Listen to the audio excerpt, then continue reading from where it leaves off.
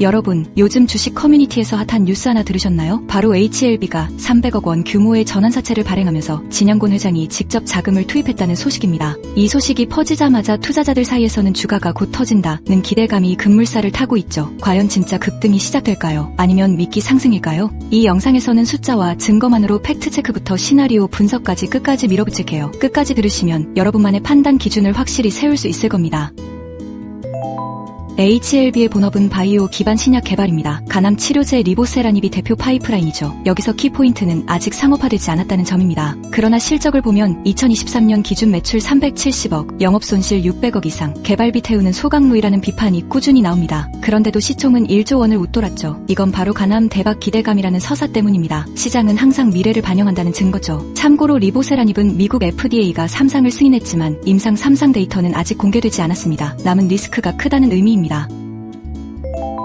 이번 300억 전환사채는 표면금리 0%, 만기 3년, 전환가 7,500원입니다. 0%라고요? 맞아요. 제로금리 시대의 변칙 구조죠. 전환가 7,500원은 발행 직전 종가 대비 10% 프리미엄 수준입니다. 투자자 입장에선 지금보다 주가가 10% 이상 올라야 손익분기점이죠. 그런데 여기서 핵심은 진양곤 회장이 직접 30% 이상을 인수했다는 점입니다. 오너 리스크를 스스로 떠안은 셈이죠. 왜 굳이 이런 선택을 했을까요? 일반적으로 오너가 시비를 사들이면 시장은 자사주 취득과 비슷한 효과로 해석합니다. 주가 부양 의지를 드러낸다는 신호로 받아들이죠.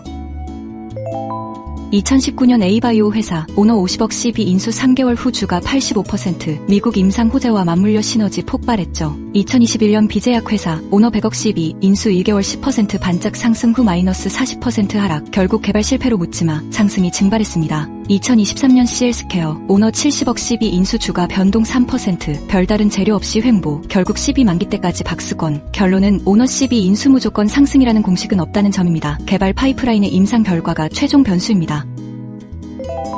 현재 리보세라닙 3상 환자 모집은 완료된 상태입니다. 분석 결과 발표 시점은 올해 3분기 예상, 즉 9월 전후죠. 만약 정해진 지표인 PFS가 기존 표준 요법 대비 유의미하게 늘어났다면 주가는 바로 갭 상승 가능성이 큽니다. 반대로 지표 미달이면 7,500원 전환가마저 무력화될 수 있어요. 이때는 CB 보유자들이 채권 회수 전략으로 돌아설 수도 있죠. 그래서 단기 투자자들은 9월 전후를 분수랭으로 보고 있습니다. 롱숏 양진영 모두 올인하는 시기죠.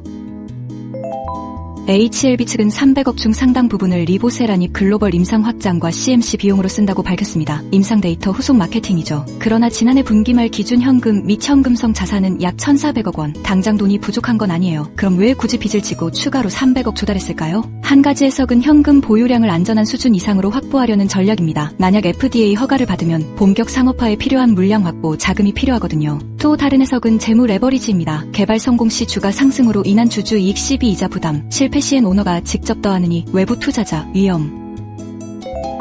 우선 베이스 케이스를 세워봅시다. 3상 데이터 긍정, FDA 승인 가정, 주가 50부터 80%, 전환가 7,500원도 단숨에 뚫고 1만 원대 진입 가능. 베어링 시나리오, 데이터 부정 혹은 미달, 주가 마이너스 30부터 50%, 즉시 지지 5,000원 무너지고 4,000원대 테스트, CB 보유자들 전환 포기하고 채권 회수 시도 가능. 중립 시나리오, 데이터는 긍정이지만 FDA 추가 요구사항 발생, 주가 10% 횡보, 시간 끌기 장세로 이어지며 변동성 축소. 이상적인 확률 분포를 짜면 긍정 35%, 부정 35%, 중립 30%, 확률상 동전 던지기와 비슷하죠. 하지만 진양곤 회장 개인 돈 100억 는 확률을 조금씩 움직이는 무게중심입니다.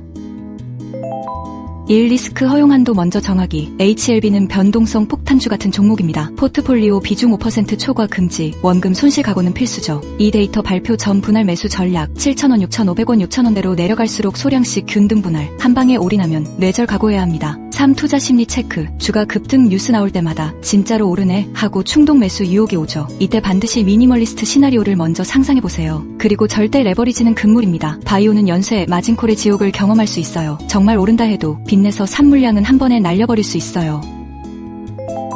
최근 증권사 리포트를 종합하면 목표주가 평균 9,000원, 투자 이견 BOI, 단 한 곳도 SEL의 의견은 없었습니다. 흥미로운 점은 분산도가 크다는 겁니다. 낙관로는 15,000원, 보수로는 7,000원. 간단히 말해 리보세라닙 성공 가치에 대한 디스카운트 비율이 천차만별이라는 뜻이죠. 특히 글로벌 대형 제약사와의 라이선스 아웃 가능성에 따라 변동폭이 크다는 점이 핵심입니다. 예컨대 로슈, 화이자 같은 메가딜이 나오면 목표주가도 2만 원대로 뛰어요. 반대로 라이선스 딜이 무산되면 보수적 목표가 하향 조정 가능성도 큽니다. 현재 협상 테이블에 올라간다는 루머도 있지만 아직 구체적 MOU는 없죠.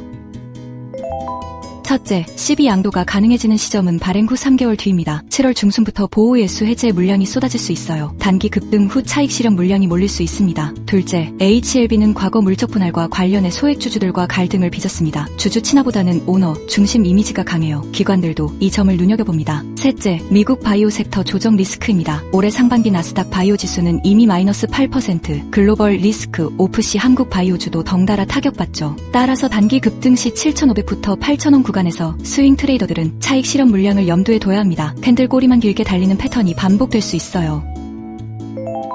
진양곤 회장이 300억 12 중 100억 이상 직접 인수한 건 단순 자금 조달 이상의 메시지입니다. 임신 9개월차 같은 상황에서 산모가 스스로 돈을 내 병원비를 충당한다는 겁니다. 즉 회장 본인도 리보세라닙 성공 가능성이 높다는 확신이 있어야 가능한 베팅이죠. 다만 확신과 현실 사이엔 언제나 갭이 존재합니다. 따라서 투자자는 이 베팅을 옵션으로 보는 게 맞습니다. 임상 성공 시 상한가, 실패 시 하한가, 이진 옵션 같은 구조죠. 마지막으로 시장은 항상 선기대, 후 실적을 반복합니다. 지금 이 기대감 정점이라면 9월 데이터는 실적 검증 구간, 여러분은 어느 편에 설 건가요?